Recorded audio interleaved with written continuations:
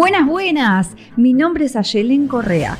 Soy pianista, docente, especialista en medio escénico e interpretación emocional para músicos. Hoy te doy la bienvenida a este podcast que en cada encuentro te invita a descubrir el detrás de las partituras. Así que prepara el mate, té o café, ponete cómodo, cómoda, que empezamos.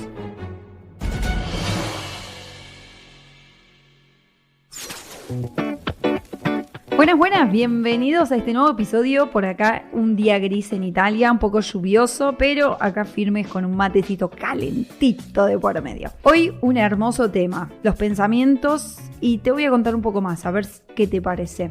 ¿Pensamos aquello que sentimos y viceversa? ¿Sentimos realmente eso que pensamos, nos emocionamos? Y obviamente, a partir de todo esto, vamos creando poco a poco nuestra realidad. En resumidas cuentas, si bien el asco cuando mordes un limón no te lo estás pensando, pero hay otras situaciones emocionales que sí se van creando. Igualmente, personalmente no creo que haya pensamientos, emociones o estados sentimentales buenos o malos, positivos o negativos, sino más bien que son funcionales o disfuncionales en una mirada hacia nuestros objetivos. Y es acá donde radica el cambio de paradigma. Si bien el título del episodio de hoy es cómo controlar los pensamientos negativos, quiero compartirte una nueva mirada al respecto, para que desde esta perspectiva puedas aplicar todo a tus áreas en la vida, no solo la música. Recordemos por enésima vez y todas las veces que haga falta que primero somos personas y después somos profesionales que nos dedicamos al mundo de la música académica. Ahora, vamos a arrancar con la historia de Analía.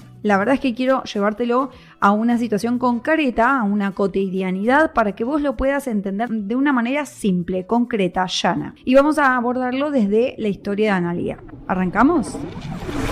En la primera entrevista que tuvimos, su realidad estaba empañada por una lesión muscular. Era la segunda vez que pasaba por lo mismo y había intentado muchas cosas. Había ido a varios especialistas, kinesiólogos, osteópatas, quiroprácticos, entre otros, pero como una sombra, los dolores la seguían todo el tiempo. Esta vez estaba dispuesta a intentar resolver de otra forma y por eso había tomado la decisión de trabajar su miedo. Claro, ella estaba consciente de que había una conexión entre esas lesiones, ese dolor y el miedo escénico que tenía. A vistas hacia adelante tenía su examen de graduación y ella misma decía, aunque sea en el último examen, en el último concierto, quiero poder no pasarla tan mal. Cuando colgué esta primera entrevista de evaluación, respiré profundo porque sabía que Analía iba a tener que hacer un gran trabajo para poder alcanzar ese objetivo. Y yo estaba ahí para ayudarla.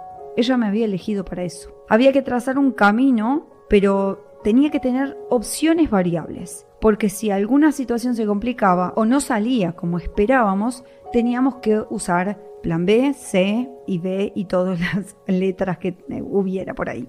Pero estaba segura que Analía merecía salir de ese dolor. Merecía transformar esa angustia y poder dar a luz esa esperanza que aún estaba latente en ella. Así que nos pusimos manos a la obra. Al cabo de 2 sesiones más o menos, empecé a identificar que todo su discurso estaba maquillado de una tormenta de frases como no soy capaz, esto que me pasa es porque soy insuficiente, el de al lado siempre lo va a hacer mejor que yo, si soy una inútil. Cada vez que pienso en decir algo, me recuerdo que no es necesario. Mi boca se encuentra mucho mejor cuando está cerrada. Estudio, pero me siento una burra. Cada vez que me doy cuenta que pasaron 2 horas y no logré resolver ese pasaje, ese lugar que me había propuesto, me siento una inútil, una fracasada por completo. ¿Cómo voy a mejorar si tardo tanto en resolver algo cuando los demás lo hacen a la primera? Wow. Yo la escuchaba y pensaba en esa lluvia de frases que ella misma se decía día tras día, que ella misma escuchaba y se creía 24/7, pero que nunca había tomado conciencia. Analía no tenía ni idea de lo grave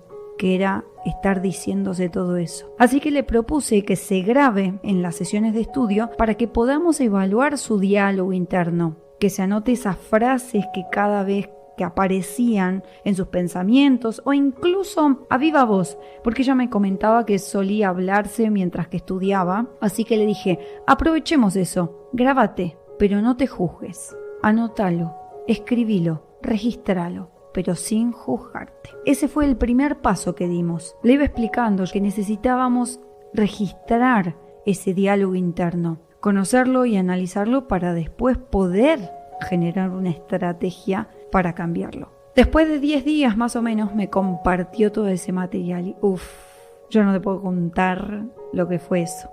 Hasta ella se había sorprendido de todo eso que se decía, de todo eso que pensaba, y ahí fue cuando me confesó.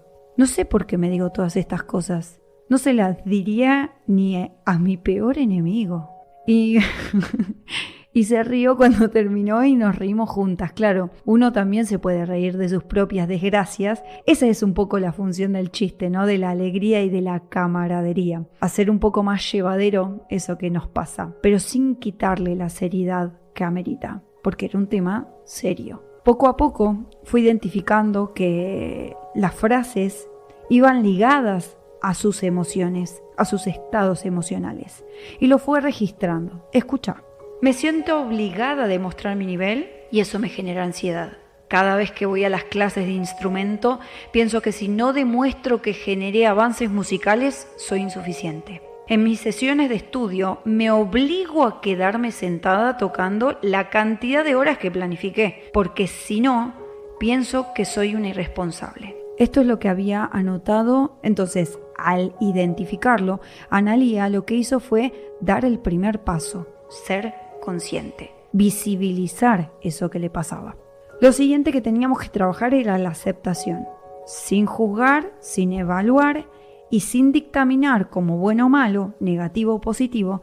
Analía necesitaba comenzar a determinar qué pensamiento le iba a ser más funcional que otro, cuál la motivaba más o la enterraba en esa insuficiencia que se había creído y creado, por qué decidía empezar a cambiar una frase por otra y qué emociones o estados emocionales quería empezar a desarrollar o modificar. Fue un proceso intenso. Así que pasamos de la inconsciencia a la conciencia. Ella ya sabía qué era lo que le salía naturalmente pensar y por ende sentir. Ahora nos podíamos poner a planificar el proceso del cambio. Y cada frase que identificó empezaría a suplantar por otra que elegía desarrollar. De esta forma, ella logró pasar por las 3 etapas más importantes. 1.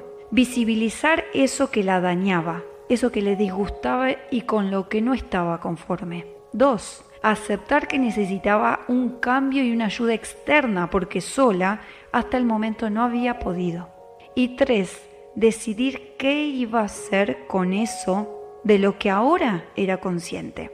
Es decir, tenía que decidir si iba a ir por el camino del cambio, la transformación y el crecimiento, o decidir no hacer nada. Porque te cuento algo, decidir, no decidir, es también una decisión en sí misma.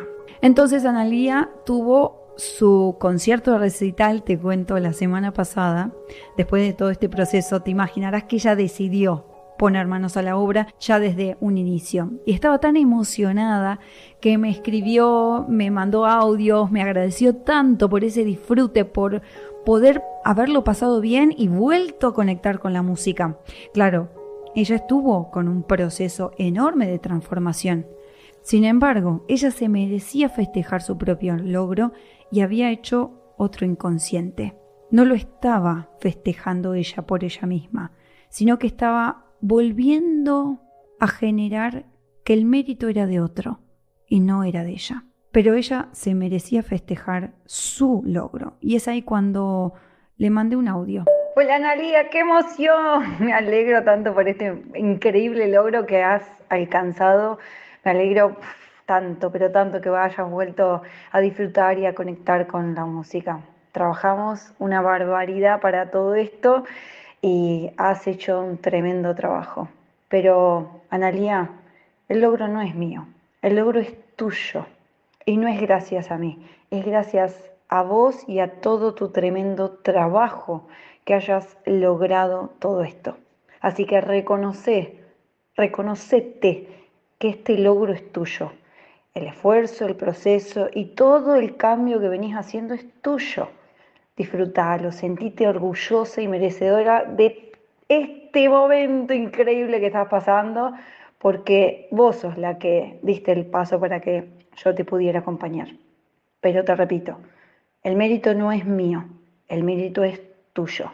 Y acordate esta frase que a mí me parece maravillosa.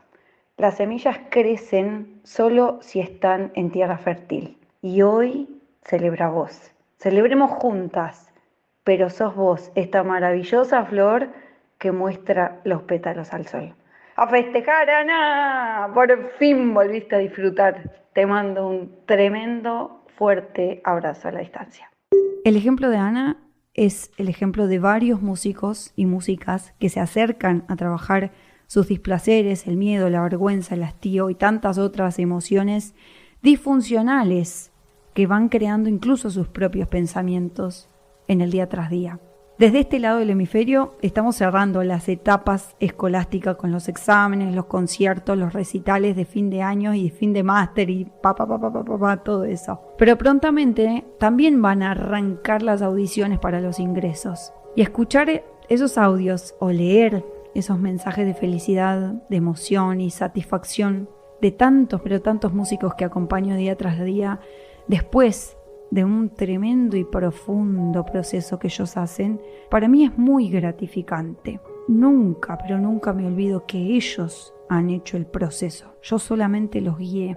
Ustedes no me ven del otro lado cuando me mandan estos mensajes, pero más de una vez me rueda una alegría enorme por mi mejilla sabiendo que hay otro músico, otra música que volvió a disfrutar.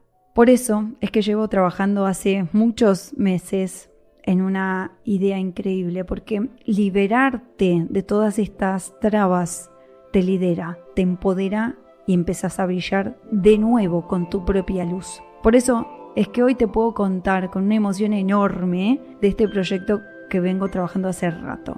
Es la apertura de las postulaciones al programa grupal y online de 16 semanas Lidera tu escenario emocional.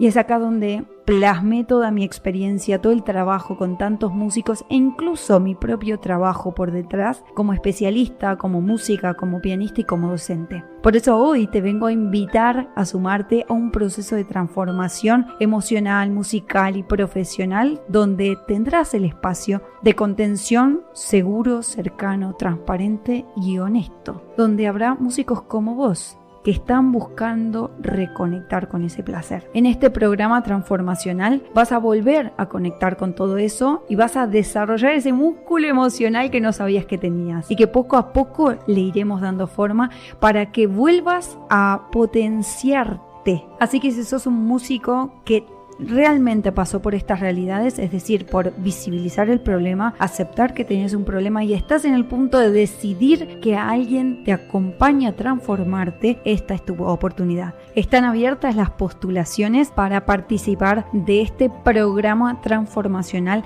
Lidera tu escenario emocional. Van a ser 4 meses intensivos de muchísimo trabajo práctico, teórico, no te puedo explicar la cantidad de cosas que van a ver ahí, así que te voy a dejar acá en la descripción la página para que te puedas hacer la postulación, para que podamos encontrarnos en una sesión de valoración, charlar juntos y poder ver si estás lista o listo para este proceso de transformación. Te espero y gracias por estar del otro lado en el Detrás de las Partituras. Nos vemos en el próximo episodio.